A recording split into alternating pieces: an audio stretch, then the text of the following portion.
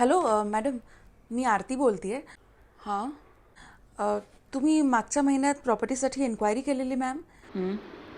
हां, तर यावर्षी आमचा गुढीपाडव्याच्या निमित्ताने एक नवीन प्रोजेक्ट लॉन्च होतो आहे, तर त्याच्यासाठी मी हो केली होती एन्क्वायरी. बट तुमचा प्रोजेक्ट माझ्या बजेटमध्ये नाही आहे. मॅम तुम्ही प्रॉपर्टी व्हिजिट तर करा ना. म्हणजे कसं आहे, आपण भेटून बजेटबद्दल बोलू शकू. अँड तुम्ही एवढं हार्ड सेल का करताय? तुमचा प्रोजेक्ट हा 4 BHK विलाचा आहे.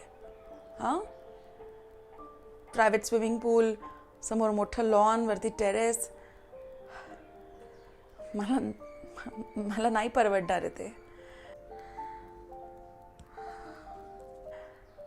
दरवर्षी विचार करत असते मी की या गुढीपाडव्याला तरी पॉसिबल होईल, या गुढीपाडव्याला तरी पॉसिबल होईल. But I guess it's not going to happen.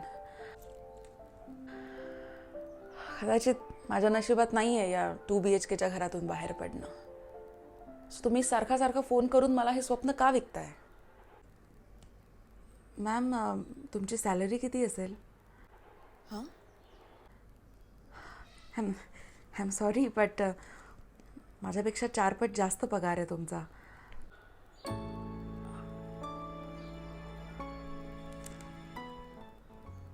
Actually माझं अख्खं बालपण वनरूम किचनच्या घरात गेलं आहे. त्या एकाच खोलीत लहानाची मोठी झाली आहे मी.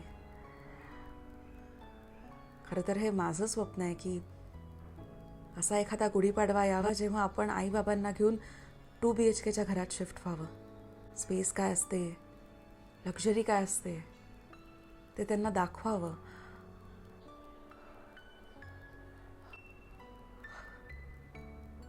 तुमचं जे आयुष्य आहे ना, ते माझ्यासाठी स्वप्न आहे.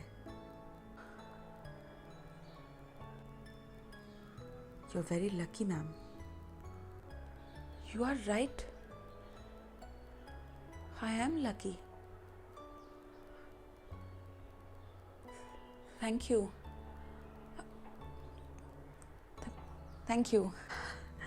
आणि मी काय तुम्हाला स्वप्न वगैरे विकत नाही आहे. स्वप्न विकली जाऊच शकत नाहीत. ती रचली जातात आपल्या मनात आपोआप.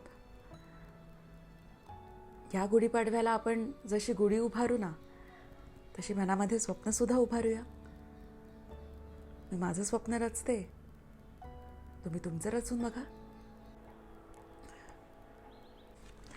साईट व्हिजिट करा किंवा नका करू, पण स्वप्न बघत राहा. आणि मॅम, गुढीपाडव्याच्या हार्दिक शुभेच्छा. सॉरी. हॅपी गुढीपाडवा.